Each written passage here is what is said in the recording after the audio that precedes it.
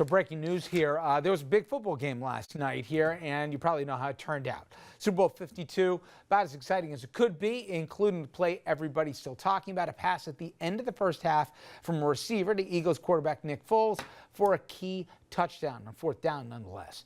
Eagles, they won their first Super Bowl here thanks to a late strip of Patriot quarterback Tom Brady. Final score, 41-33, and if you see defense anywhere, please call it in because it was MIA all night. Ratings for the game, they were actually down. The game got its lowest rating since 2009, but still 103 million people watched it. But now comes the questions as to whether or not the Eagles will agree to visit the White House and Donald Trump.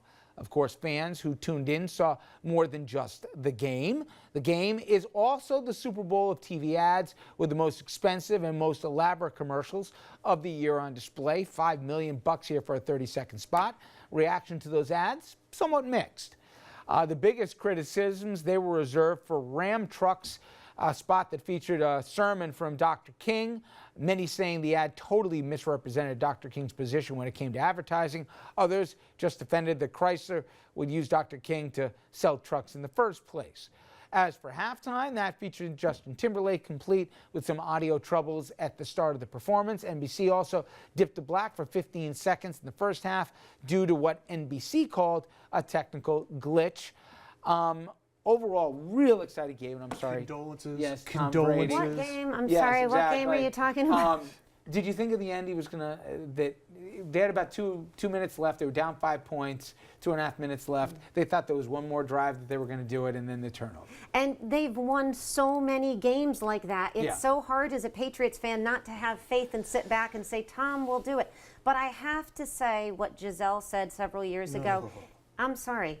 He can't do it on his own. He played brilliantly. The defense, bless their hearts, was not good, and the special teams was terrible. One man out there, I'm sorry, he was excellent, and he was as good, if not better, than Foles. He is the greatest quarterback ever to play the game. Okay, all right. As a Jet fan, I say, Ironically, in a game with no defense, it was one defensive play that stood out.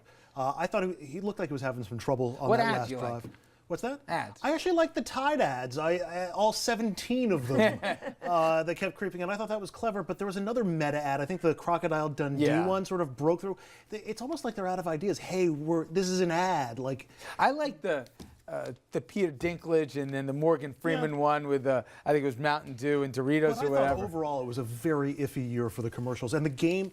The I did game too. was more exciting than the ads, which normally I don't agree You have with. any problem with the Prince thing? I know some people thought that was all right. I thought they did it I thought it tastefully was enough. nice. Yeah, I thought it was nice, and they should do that. I mean, he's such I an don't know about any important. Justin Timberlake songs, and I No, also I don't realized either. I don't think I'm missing that much. Yeah, I don't know. I thought I like him, but I don't know. As an actor, I'm I like him older, as an though. actor. As a singer, I don't really know. On that note, Jeannie Andrew, thank you very much. Easy with Tom Brady. All right, coming up next, we got some local headlines. Stay with us.